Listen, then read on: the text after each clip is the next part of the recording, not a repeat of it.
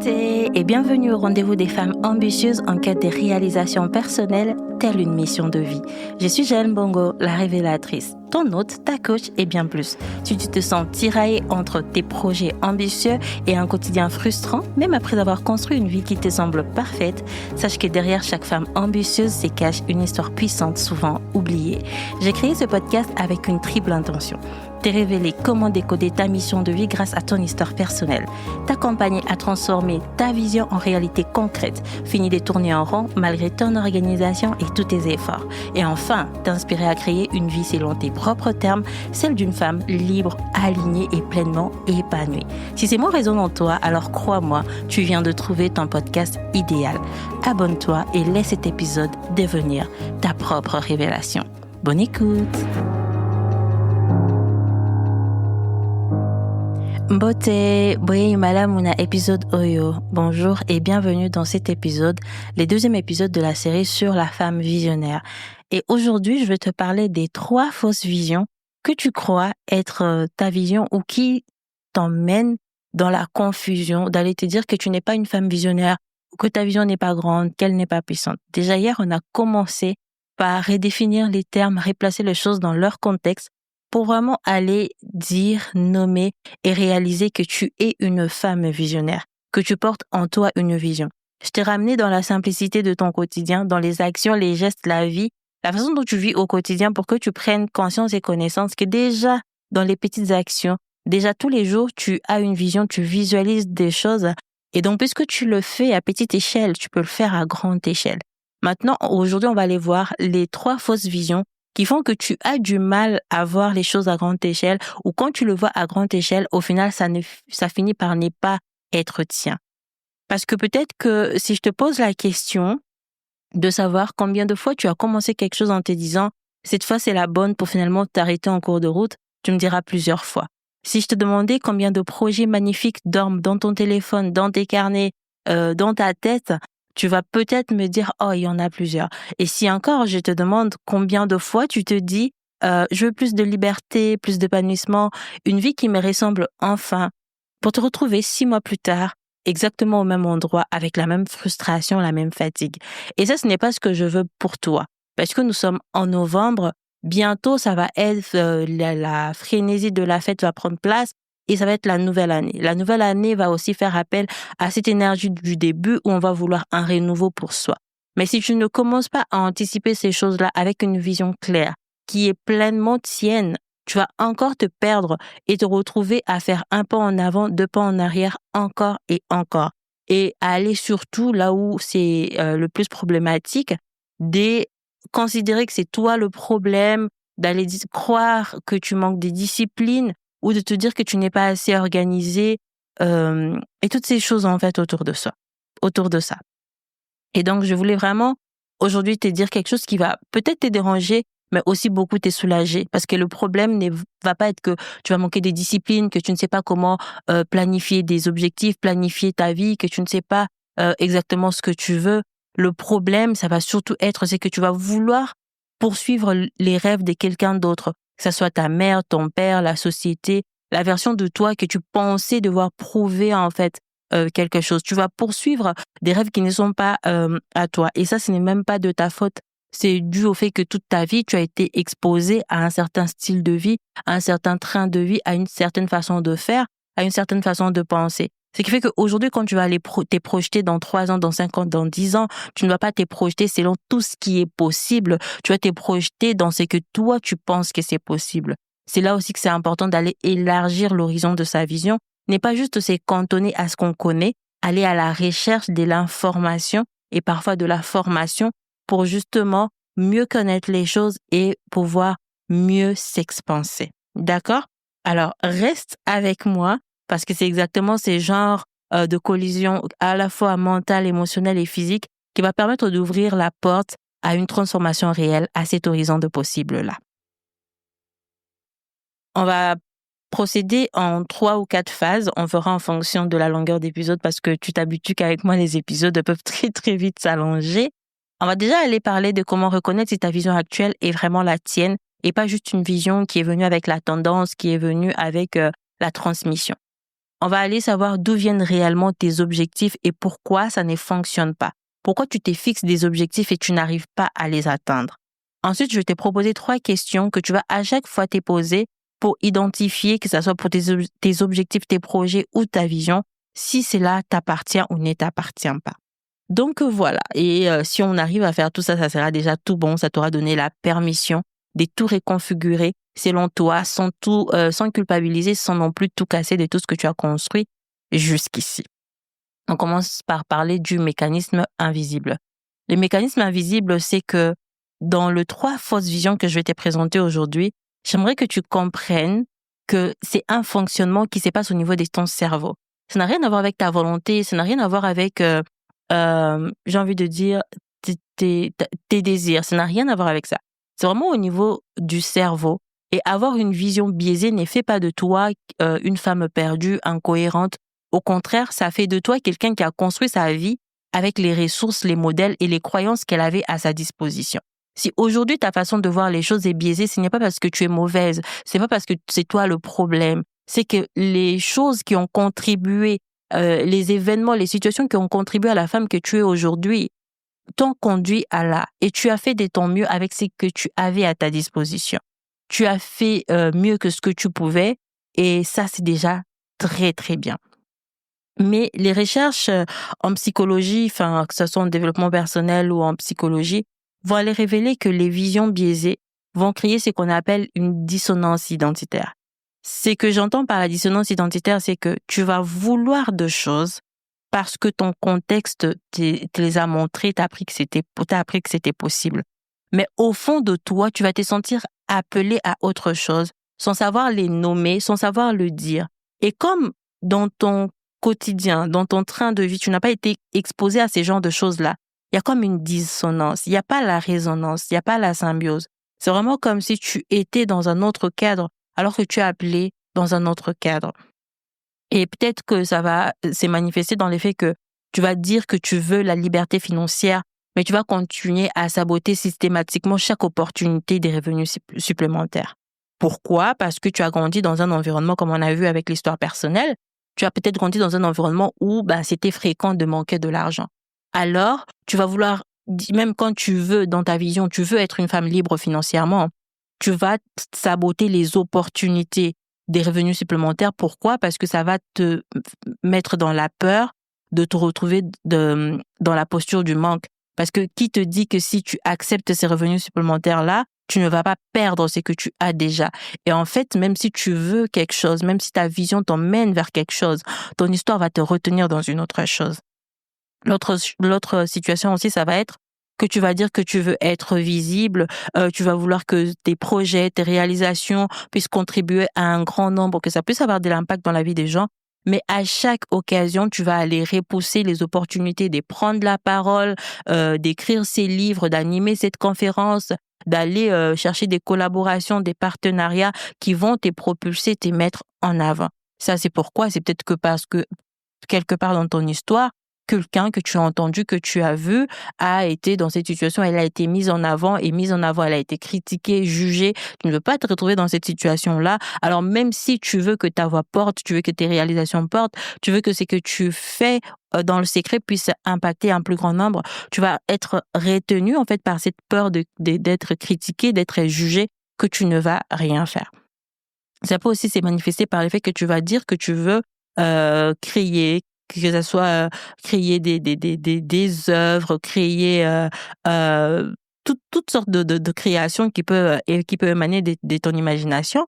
Tu vas continuer à rester dans des environnements qui vont étouffer ta créativité, qui vont t'empêcher de respirer. Pourquoi? Parce que tu ne connais que ça, tu ne sais pas faire autrement. Ça, c'est exactement ce qui va faire que tu vas faire un pas en avant, 2 pas en arrière, parce qu'au niveau de ton identité, de ton être, tu te sens appelé à autre chose, drivé par autre chose. Mais dans ton quotidien, dans ton histoire mal compris, tu vas être drainé en énergie, drainé en ta façon de vouloir te projeter. Et au final, tu vas rester dans cette boucle où tu ne vas pas avancer. Parce que la vision consciente et la vision inconsciente ne sont pas alignées. C'est vraiment ça, cette dissonance identitaire-là. Ta vision consciente va dire, je veux ça. Ça va faire appel à la volonté. Mais ta vision inconsciente, elle qui est programmée par ton histoire personnelle, tes loyautés familiales, tes traumatismes non résolus aussi, vont dire non, c'est dangereux, ce n'est pas sécuritaire, ça va ôter la sécurité, ça va ôter tout ce qu'on a construit. On va rester ici, on va rester en terrain connu, on va rester dans ce pourquoi on a tant investi en termes d'énergie, de temps, d'argent, en termes de sérieux, en termes de concentration, en termes d'études, en termes de temps de travail, enfin, tout plein de choses. Ce qui va faire en sorte que ton système va préférer rester dans la frustration qui est prévisible plutôt que l'inconnu qui est potentiellement libérateur. Et c'est vraiment là que tout va se jouer. La première des fausses visions, ça va être la vision héritée. La vision héritée, ça va être cette vision où tu vas vouloir des choses, imaginer ta vie, imaginer ton futur avec ces mots d'ordre. Le mot d'ordre, le voici. Je veux ce que mes parents n'ont pas eu. La vision héritée, c'est quand tes objectifs de vie sont construits pour réparer les passés familiales. Mais laisse-moi te révéler ce qui se passe vraiment sous la surface. Donc, dans la psychologie transgénérationnelle, on apprend que lorsqu'un traumatisme familial reste non résolu dans une génération, les descendants de l'autre génération vont inconsciemment intégrer cela comme une mission de quelque chose à réparer. Tu vas remarquer que souvent, quand quelque chose, les parents n'ont pas fait, les grands-parents n'ont pas fait, les enfants vont comprendre la suite naturellement. Pas parce qu'on les a dit de faire, pas parce qu'on les a imposés de faire, mais parce que ça a été transmis dans la psychologie transgénérationnelle. Et ce n'est pas un choix qu'on prend, on décide, oh tiens, moi je vais le faire. C'est vraiment ce qu'on appelle une loyauté invisible. Tu te sens redevable d'une dette que tu n'as jamais contractée. Et concrètement, cela signifie que tu vas construire ta vie, non pas pour toi, mais pour rembourser symboliquement ce que tes parents n'ont pas eu, pour un peu redorer le blason de la famille, pour un peu aller honorer les parents. Tu vas vouloir la sécurité financière parce que ta mère a manqué de l'argent toute sa vie. Tu vas vouloir la stabilité professionnelle parce que ton père a galéré, enchaîné des petits boulots, vécu dans la précarité. Tu vas vouloir de la reconnaissance sociale parce que tes arrière-grands-parents ont été invisibilisés, méprisés, ignorés. Et en fait, je ne dis pas que tout ça, c'est mauvais. Ce sont des leitmotifs, des bons leviers. Mais seulement si tu en prends conscience et connaissance que c'est ça qui te drive. Et pas rester dans l'utopie que c'est une vision qui t'emmène vers le futur, alors que c'est une vision qui est en train de réparer le passé. Comment reconnaître si tu es dans cette situation-là? Tu vas beaucoup utiliser de mots comme « je ne veux pas finir comme »,« je veux que mes enfants n'aient jamais à vivre ce que j'ai vécu »,« je vais prouver que c'est possible d'eux »,« j'ai fait ça pour eux, qu'ils soient fiers ». Tu vois un peu les questions les questions, les phrases, les raisonnements qui vont te driver. Et ça va faire en sorte que tu vas avoir des objectifs qui vont aller chercher de la réparation et pas de la création. Des objectifs qui vont aller chercher de la compensation. Ils vont vouloir aller corriger un passé qui ne t'appartient pas. Parce que la vérité, c'est que l'histoire de tes parents fait partie de ton histoire, mais l'histoire de tes parents, ce n'est pas ton histoire. Les pièges aussi, c'est que dans ton cerveau, tu vas avoir tellement intégré ces choses-là que ça ne va pas faire la différence entre réparer le passé et créer le futur. De toute façon, tu es dans une projection. Que ça soit pour réparer, que ça soit pour créer, ça va être les mêmes circuits neuronaux qui vont s'activer, la même zone cérébrale. Résultat, tu vas construire ta vie, mais en réalité, tu vas compenser la vie de tes ancêtres. Et donc, la question que je t'invite à te poser si tu te retrouves dans cette situation, c'est de te demander si tes parents avaient eu exactement la vie que tu tentes de leur offrir aujourd'hui. Si ta mère avait eu cette sécurité financière, si ton père avait eu cette reconnaissance sociale, si ta lignée avait été honorée, qu'est-ce que toi, aujourd'hui, avec ton histoire, tes talents spécifiques, tes désirs profonds, tu voudrais créer pour ta propre existence? Je ne te coupe pas de ce qui a été. Ce qui a été, c'est factuel. Ça s'est passé, ça existe. Mais admettons que toutes ces choses que tu crois avoir manqué, que tu penses qu'il va falloir réparer, qu'il va falloir solutionner, si ça n'existait pas, que c'était déjà solutionné par les passés, qu'est-ce qui serait possible aujourd'hui pour toi? À quoi aujourd'hui, toi, tu penserais? Qu'est-ce que tu voudrais créer? Et en fait, Le tout, ce n'est pas de te couper de ce qui a été. C'est de te servir de ce qui a été pour aller créer ce dont tu as besoin et ce dont l'humanité attend de toi. Encore une fois, quand j'ai dit l'humanité, je ne suis pas en train de te dire projet révolutionnaire à l'échelle mondiale. Le simple fait que tu vas aller changer la vie d'une seule personne permettra à cette personne de croître à sa manière, d'échanger la vie d'une autre personne et les principes des vases communicants vont continuer jusqu'à ce que cela te revienne d'une certaine manière. Voilà ce que moi j'appelle l'impact à grande échelle. Et donc, si tu prends conscience et connaissance de cela, tu vas réaliser que tu peux considérer que j'ai manqué ça, je n'ai pas eu ça, ma famille n'a pas eu cette reconnaissance. Mais je ne veux pas être drivé par derrière une quête de reconnaissance. Je vais être drivé par autre chose en me rappelant que avant moi, il n'y a pas eu de reconnaissance. Et je vais te donner un exemple tout bête, pas tout bête, mais un exemple qui va faire du sens pour te montrer comment vraiment ce qui s'est passé dans le passé peut te driver pour la suite. Admettons que tu veux animer une conférence. Tu dis, je ne sais pas parler. Tu te rends compte que avant toi, les membres de ta famille n'étaient pas les personnes qui étaient mises en avant. C'était peut-être des personnes qui travaillaient dans des métiers où elles étaient dans l'arrière-scène, dans l'arrière-boutique, jamais vues. On ne savait même pas que les personnes-là contribuaient à ce qui était visible. Et donc, les personnes n'ont pas eu la parole. Sauf que toi, aujourd'hui, tu veux être conférencière. Et tu es bloqué par ça. Tu es bloqué par ça parce que tu veux porter, parler pour justement exprimer ce que toutes ces personnes n'ont pas exprimé. Alors que ce n'est pas là ton but. Ton but, c'est d'apporter ton message aujourd'hui qui va impacter ta vie, la vie de tes proches et l'après. Mais tu vas te servir du fait que eux n'étaient pas visibles en allant retracer ton histoire. Peut-être que même si tu n'as jamais été conférencière, parler ouvertement, peut-être qu'à l'école, on t'avait demandé de faire un discours, de faire une dissertation. Peut-être que tu as eu à animer une réunion de famille. Peut-être que tu as eu à faire une médiation, à parler juste entre des amis, entre des collègues. Peut-être que tu as eu plusieurs prises de parole dans ta vie, dans ton histoire. Et si tu te bases sur ce qui a existé, tu vas pouvoir bout à bout capitaliser sur tout ça, créer la suite. Parce qu'au final, faire une conférence, c'est quoi? C'est juste s'y tenir devant quelqu'un sur un sujet qu'on maîtrise, sur une valeur qu'on veut apporter et parler. Parler. C'est ça une prise de parole, c'est ça une conférence. Et quand tu parles au quotidien, quand tu parles de toi, quand tu parles avec tes amis, tu es en confiance parce que tu sais de quoi il en ressort. Et en fait, là, tu n'es plus dans une démarche posture où tu vas être en train de réparer ce que tes ancêtres ont manqué. Tu es en train de créer ce qui est nécessaire sur le moment et ce dont les futurs ont besoin. On va passer à la deuxième vision qui va être la vision de compensation. La vision de compensation va être drivée par le mot d'ordre qui va être « je veux prouver que je ne suis pas ». La compensation ici, ça va être quand tes objectifs sont construits pour nier une part de toi ou prouver que tu n'as pas quelque chose qu'on a dit que tu étais. Ici, ça va être que tu veux être visible parce qu'on t'a ignoré toute ton enfance. Tu vas vouloir l'indépendance financière parce qu'on t'a dit que tu serais toujours dépendante. Tu vas vouloir réussir brillamment parce qu'on t'a fait sentir que tu n'étais pas assez intelligente, assez compétente ou encore pas assez tout court.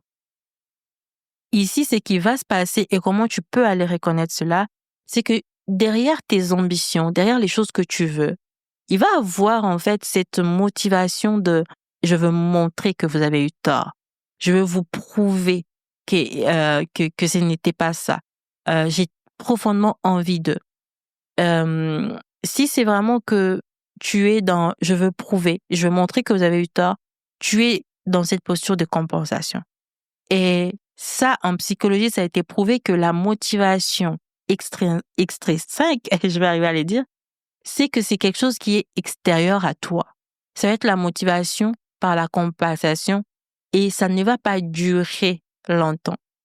Pourquoi? Parce que tant que tu ne vas pas recevoir la dose extérieure que tu veux, tu vas être en train de construire sur du vide, sur du manque, sur une blessure qui n'est pas cicatrisée. Imaginons que tu veuilles créer une entreprise prospère, d'accord? Ça, on dit que c'est ta vision. Mais si cette vision est une vision de compensation, tu vas construire ton entreprise pour prouver à ceux qui ont douté de toi qu'ils avaient tort. Tu vas construire ton entreprise parce que ton père t'a peut-être dit que tu ne réussiras jamais. Tu vas construire ton entreprise parce que ces textes t'a fait te sentir que tu étais incapable, parce que la société t'a invisibilisé. Au final, tu vas travailler, tu vas te battre et tu vas même réussir parce que si tu veux quelque chose, tu mets un plan d'action en place et que tu passes à l'action, les résultats vont arriver.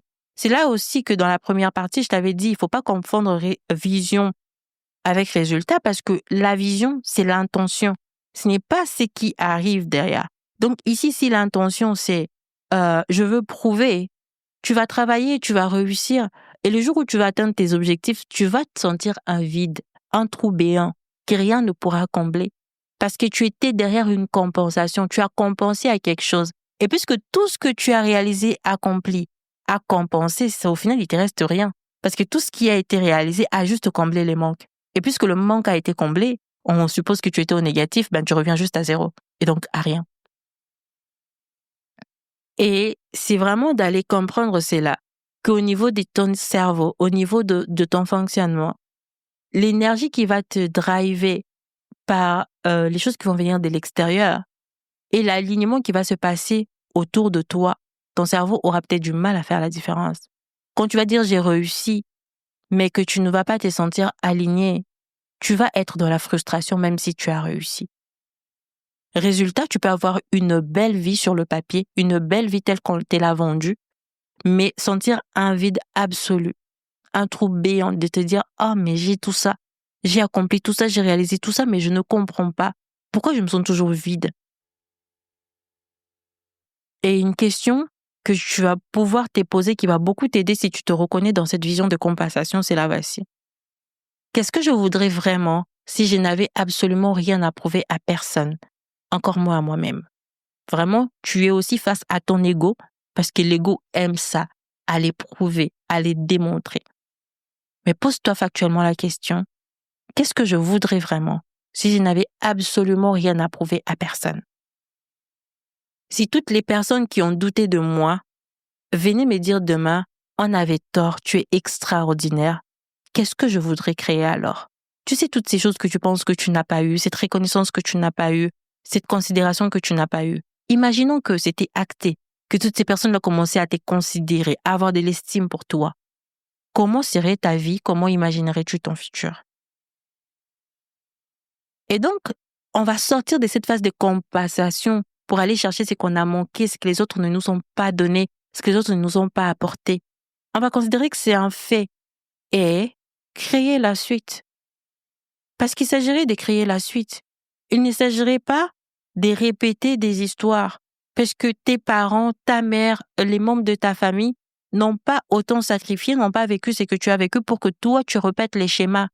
Ils l'ont fait pour que toi, tu aies des options, des possibilités et que tu choisisses de créer ta vie avec la liberté que eux ont voulu pour toi et pas en restant freiné par « je dois prouver ».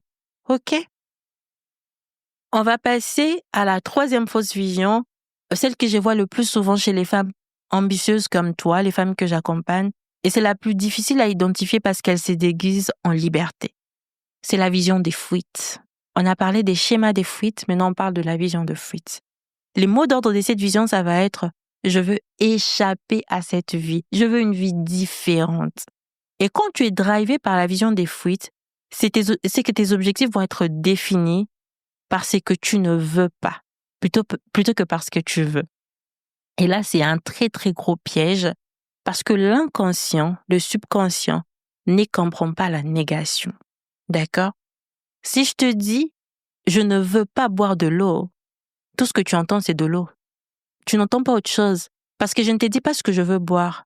Admettons que je viens chez toi et que tu veux à tout prix me servir quelque chose que je puisse boire et que je te dis je ne bois pas de l'eau. On n'avance pas en fait. Tu sais ce que je ne veux pas, mais tu ne sais pas quoi m'offrir, tu ne sais pas quoi me donner. Alors que si je te dis oh je ne bois pas de l'eau, donne-moi du jus de fruits, je bois du jus de fruits. Là je suis en train de te donner une direction, une information. Je ne suis pas en train de te donner une interdiction. L'interdiction, c'est bien pour fixer des limites. Dire ce que tu ne veux pas, c'est très très bien. Je ne te dis pas que c'est mauvais. C'est très bien pour aller fixer des limites, pour aller circoncire ta zone, pour aller délimiter ce que tu veux de ce que tu ne veux pas. Mais c'est important de rajouter à cela ce que tu veux vraiment, parce que c'est ce que tu veux vraiment qui va donner la direction. Ce que tu ne veux pas va donner la limite. Ce que tu veux va donner la direction. Si tu t'arrêtes toujours à ce que tu ne veux pas, tu es juste en train de rajouter des couches et des couches des limites. Mais tu n'es pas en train de donner de la direction, parce que tu ne dis pas ce que tu veux. Tu vas dans un restaurant, on te donne les menus, tu dis « je ne mange pas de pâtes ». Mais on va te servir quoi puisque tu n'as pas dit ce que tu manges? Tu n'as pas donné une direction, tu as juste donné une limite. Et c'est ça qui va se passer quand on va être drivé par la vision des fuites. C'est qu'on va vouloir construire sa vie, penser son futur sur base de ce qu'on ne veut pas. Donc ça va être sur base des limites et pas sur base des intentions. Et moi, je t'avais dit que la vision, c'est avant tout l'intention. Et donc, si l'intention elle-même déjà est une limite, la conception de l'intention est une limite, bonjour la vie limitée. Bonjour la vie bâtie sur des couches et des couches, des croyances limitantes. Tu vas vouloir voyager pour ne pas être coincé comme ta mère l'a été. En vrai, ton voyage, ce n'est pas pour de la découverte, c'est pas pour apprécier. C'est juste pour fuir une vie. Tu vas vouloir de la liberté juste pour ne pas revivre l'étouffement de ton enfance, en fait. En fait, tu veux juste vivre les choses pour cocher des cases. Et tu rentres encore plus dans la limite. Comment tu vas aller reconnaître que tu es dans une vision des fuites? C'est que, écoute comment tu vas aller formuler tes rêves et les choses que tu veux. Je ne veux plus de. Je veux arrêter de. Je veux échapper à. Je refuse de continuer comme. Et en fait, quand tu vas être dans ça, tu vas juste aller rajouter des couches et des couches des limites. Mais tu ne vas pas donner la direction. Et le problème ici, c'est que tous les objectifs qui vont être définis par ce que tu fuis, non pas par ce que tu veux et où tu vas, vont exactement te ramener à ce que tu fuis. Parce que comme je t'ai donné mon exemple, si je t'ai dit je ne bois pas de l'eau, en aucun moment je te parle du jus de fruits, en aucun moment je te parle de champomis, en aucun moment j'ai une relation avec les champomis, en aucun moment je te parle du lait, je te parle juste de l'eau. Et en fait, dans ton cerveau, tout ce que tu entends, c'est eau. C'est la seule et l'unique information que tu as. Tu n'en as pas d'autre. Comment tu veux composer autrement? Comment tu veux composer autrement? Si tu es dans une vision de fuite, c'est que tu quittes, et si c'est que tu quittes, tu ne le supportes pas, où tu vas aller, tu vas continuer à emmener cela. Parce que ce que tu fuis va te rattraper. C'est que tu décides d'affronter, te libères. C'est que tu continues de fuir, t'emprisonnes. C'est que tu décides d'affronter, te libères. C'est que tu continues de fuir, t'emprisonnes. Ça va être ta limite. Tu vas tourner tout autour. Vraiment, tout autour là, tourner en rond. Avoir l'impression de tourner à chaque fois en rond. Parce que tu as juste dit ce que tu ne voulais pas. Tu as créé comme ta boîte, ton plafond de verre. Tu n'as pas élargi l'horizon des possibles en allant dire qu'est-ce que moi je veux factuellement. Peut-être que tu as commencé à reconnaître certains symptômes, à te dire j'ai dit ces phrases-là, je répète ce mot-là, à te dire que peut-être que je suis dans cette posture des fuites. Mais le tout, ce n'est pas juste de rester dans ok, je fuis, ok, je ne fuis pas, ok, je compense, ok, je ne compense pas, ok, j'ai hérité, ok, je n'ai pas hérité. Mais c'est vraiment d'aller réaliser que ces 3 fausses visions, elles ne sont pas mauvaises, comme j'ai dit. Elles ne sont pas des erreurs que tu aurais commises. Elles ne font pas de toi une femme, et comment j'ai envie de dire ça, qui n'a pas de valeur ou qui a échoué ou qui a fait quelque chose de mal. Elles sont biaisées, c'est tout. Et ce n'est pas de ta faute si elles sont biaisées. C'est qu'elles ont été construites à partir de ton histoire personnelle, à partir de tes blessures, de tes manques, de tes loyautés familiales, de tes peurs du passé. Et ces choses-là n'ont pas existé aujourd'hui.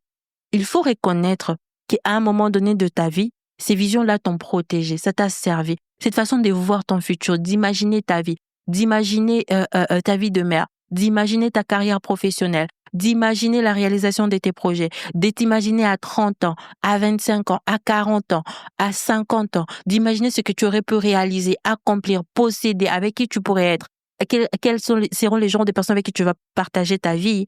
cela t'a servi parce que ça t'a permis de construire la vie que tu as construite. Et si tu as construit la vie que tu as construite, ce n'est pas pour rester dans cette vie-là alors que tu te sens appelé à autre chose. C'est justement pour avoir plus d'options, plus de ressources et d'opportunités pour changer de voie, pour aller vers ce qui t'appelle aujourd'hui. Ça ne s'appelle pas de la division, ça ne s'appelle pas de la régression, ça ne s'appelle pas changer ou être transformé à je ne sais quoi. Ça s'appelle de l'alignement.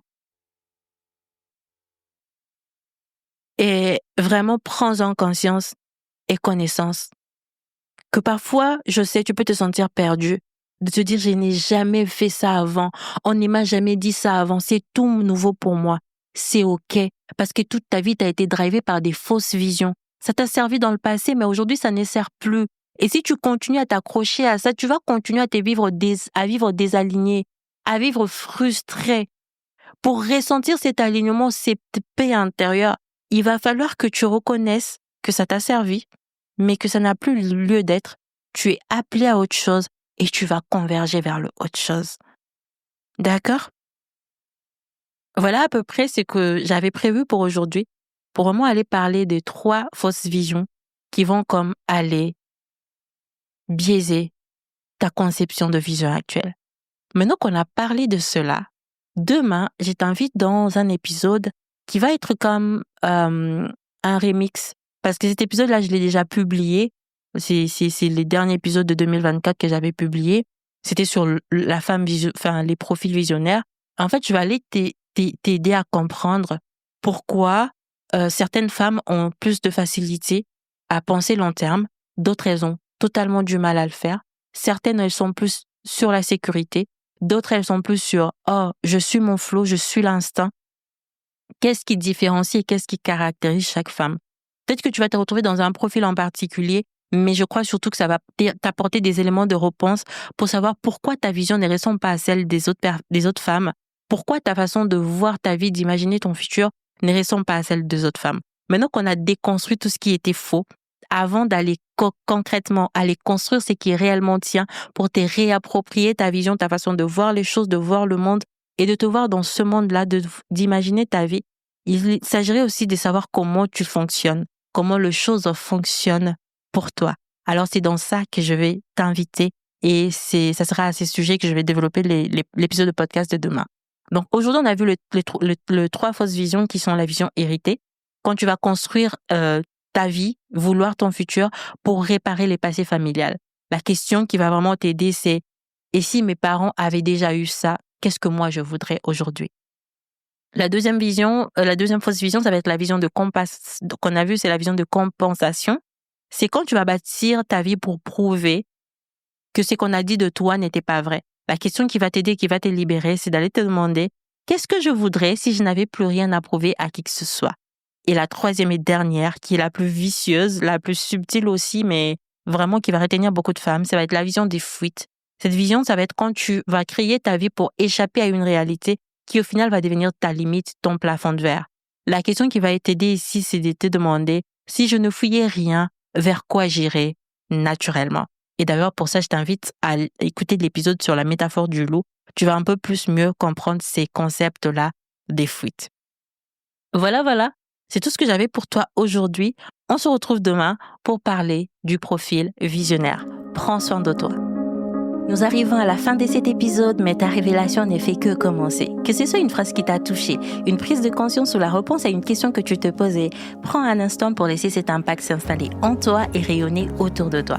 En plus de mes accompagnements et ateliers, tu trouveras dans la description plusieurs ressources pour t'accompagner dans ta réalisation personnelle. Et si cet épisode t'a offert ne serait-ce qu'une petite graine de changement, aide-moi à faire grandir l'impact de telle mission de vie. Abonne-toi et laisse un avis sur Apple Podcasts ou Spotify. Sache que chaque geste compte et permet à d'autres femmes de découvrir qu'elles aussi peuvent créer une vie libre, alignée et épanouie. Et ça, c'est grâce à toi, ton abonnement, tes écoutes et tes partages. Merci d'être ici. Prends soin de toi et à très bientôt pour un nouveau rendez-vous de révélation. Bye!